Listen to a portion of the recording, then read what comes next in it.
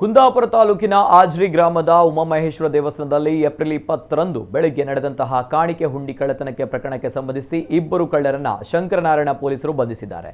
ಬಂಧಿತರನ್ನ ಕಮಲಶಿಲೆ ಗ್ರಾಮದ ಎಳಬೇರು ನಿವಾಸಿ 28 ವರ್ಷ ಪ್ರಾಯದ ಸಂದೀಪಾಚಾರಿ ಹಾಗೂ ಕೊಪ್ಪಳ ಜಿಲ್ಲೆಯ 40 ವರ್ಷ ಪ್ರಾಯದ ಮುತ್ತಪ್ಪ ಶರಣಪ್ಪ ವಾಲಿಕರ್ ಎಂದು ಗುರುತಿಸಲಾಗಿದೆ.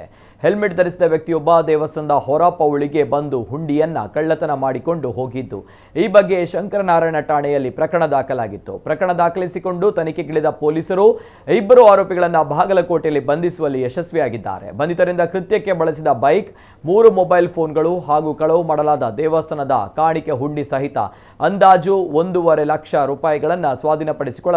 ಬಂಧಿತರನ್ನ ನ್ಯಾಯಾಲಯಕ್ಕೆ ಹಾಜರುಪಡಿಸಲಾಗಿದ್ದು ನ್ಯಾಯಾಂಗ ಬಂಧನಕ್ಕೆ ಒಪ್ಪಿಸಲಾಗಿದೆ.